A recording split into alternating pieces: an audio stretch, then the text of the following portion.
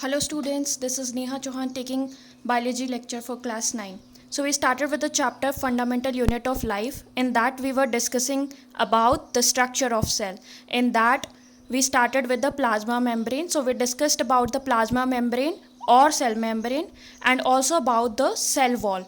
And we discussed that the outermost covering of animal cell is plasma membrane while the outermost covering of plant cell is cell wall.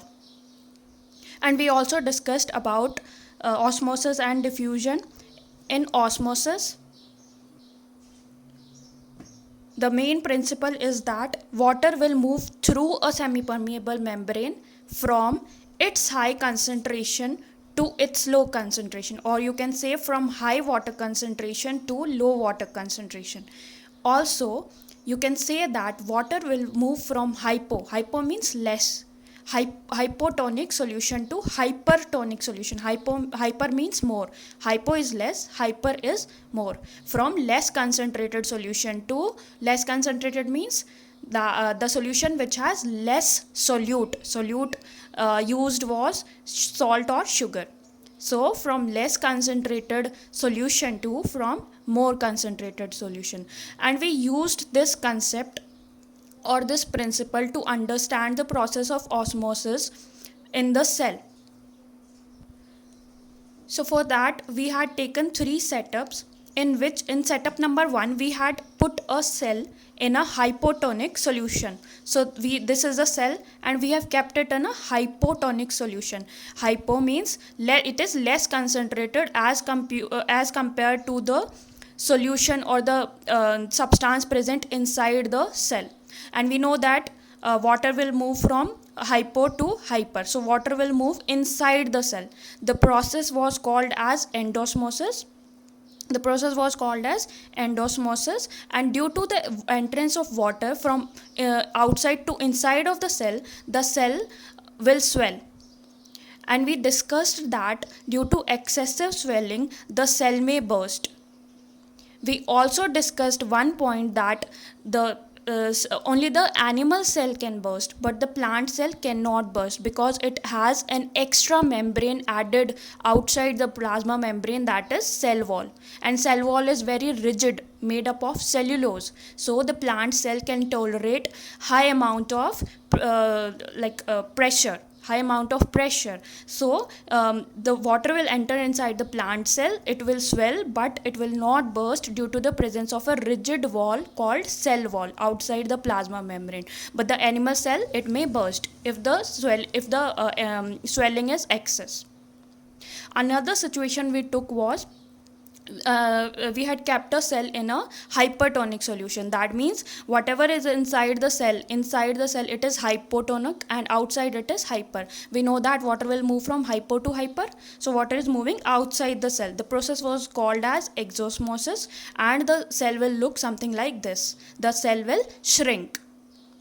And in the plant the case was different.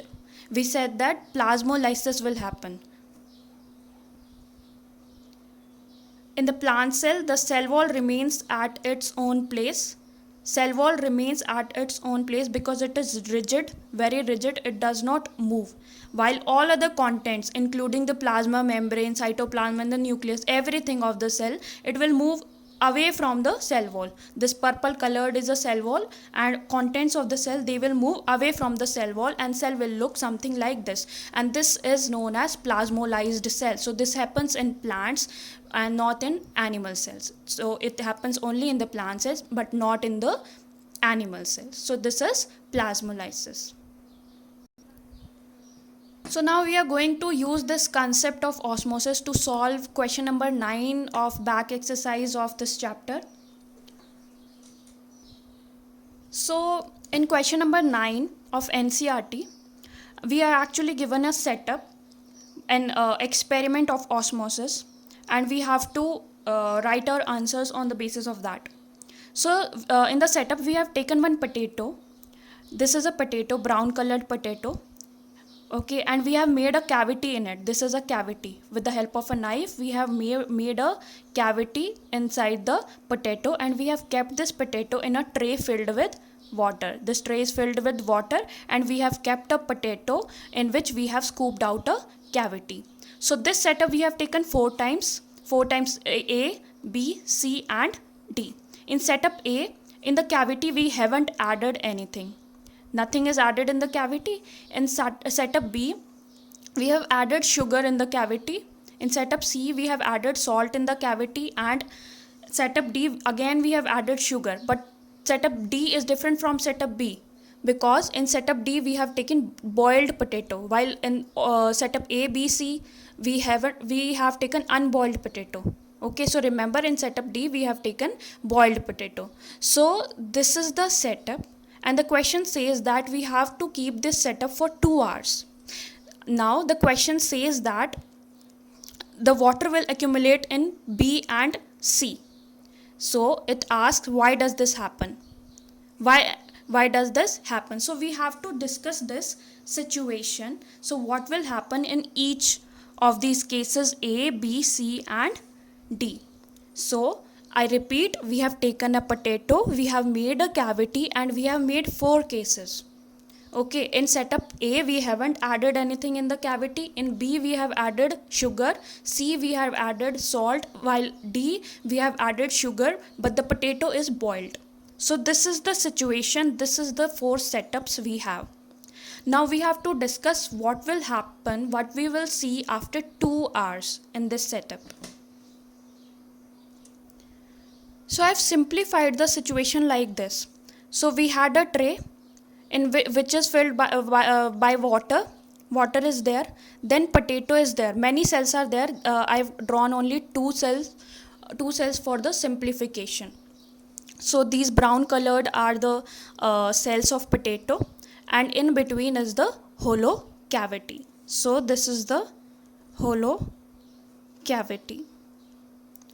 On both sides, potato is made up of many cells, so for simplicity I've drawn only 2 cells. On both the sides, cells of potato are there, and outside the potato water is there inside, water is there in the tray.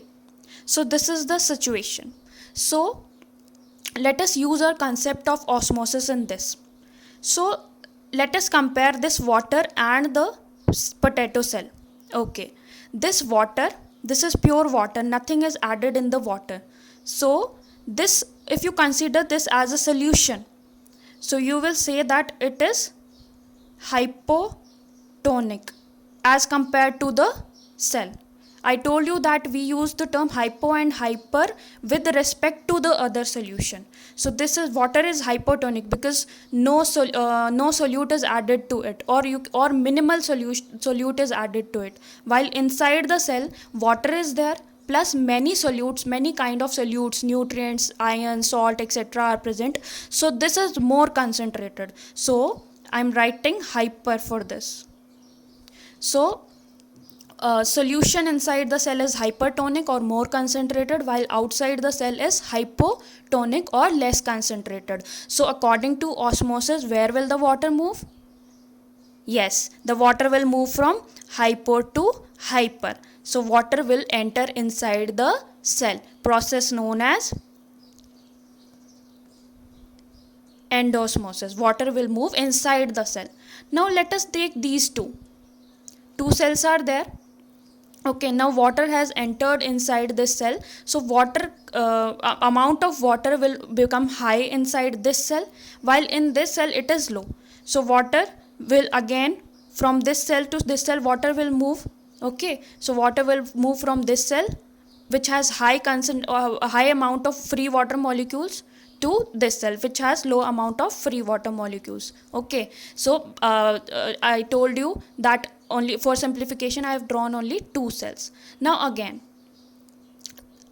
you know that for osmosis to happen, there is a requirement of concentration gradient or concentration difference.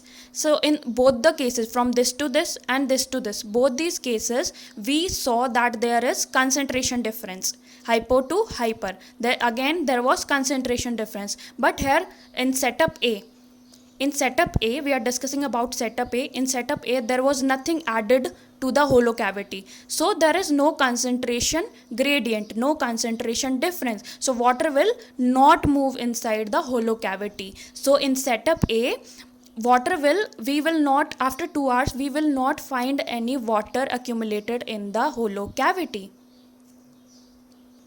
So this is about setup A. Now about setup B and C. In B and C, we have seen that we have added here sugar, while in C we have added salt. So in setup A, there was no concentration difference here, so no movement of water was there. But in setup B and C, you can say this is hypertonic as compared to this one, because sugar and salt we have added, it is solute is more in number and very less amount of water is there. So we know that water will move from hypo to hyper. Look, earlier we have called this hyper because this was hyper as compared to water. If we compare these two, cells and water, then this is hyper, this is hypo. If we compare these two situation, so cell will be hypo and this will be hyper, because solute, sugar and salt are more in amount in cavity, while inside the cell it is less. So if we compare these two, I'll say that this is hypo and this is hyper. If we compare these two, this is hypo, this is hyper. If we compare these two, this is hypo and this is hyper, and we know that water moves from hypo to hypertonic solution. So again, water will move in the cavity. So in both setup B and C, we'll see that after 2 hours water will be accumulated in the cavity, all because of osmosis. So this was about setup B and C. What about setup D? In setup D, we have a boiled potato. And we know that by boiling, the cells die. When the cells die, the plasma membrane ruptures. And if the plasma membrane or if the selectively permeable membrane ruptures, then there will be no process of osmosis. So the presence of semi-permeable membrane is must for occurrence of process of osmosis. So in setup D also, there will be no accumulation of water in the hollow cavity. So you have understood this question, and now we can summarize all of this again. So we had taken 4 setups in which we had taken 4 potatoes, and the center of it was scooped out with the help of a knife, and we had made a cavity. In setup A, nothing was added to the cavity. So water moved from this side to this side, means water moved from outside the potato cell to the cells of potato, but water did not enter the cavity. Why? Because for osmosis, concentration gradient or concentration difference is required, but in cavity nothing was there, so there was no concentration gradient. So yes, the water moved from outside the cell to inside the cell, but here from inside the cell to the cavity there was no movement of water. So cells of the potato, they gained water from outside, but the water did not get accumulated in the cavity because there was no concentration difference between the cavity and the cells of the potato. So no water in the cavity, no accumulation of water in the cavity, because there was no concentration gradient between the cavity and the cells of the potato. About the setup B and C, water has moved from outside the cells to inside the cell here again, and inside the cavity also the water has moved, because as compared to the setup A, in B and C there is concentration difference, there is concentration gradient, so water will move from cell to outside in the cavity. So what in both these setups, water accumulates in the cavity because of the process of osmosis. After 2 hours, we'll see this. Okay. While in setup D, no water again. No water again in the cavity because cells are dead. And because cells are dead, the selectively permeable membrane is not intact. It is not there. So we know that for the process of osmosis, the presence of selectively permeable membrane is necessary.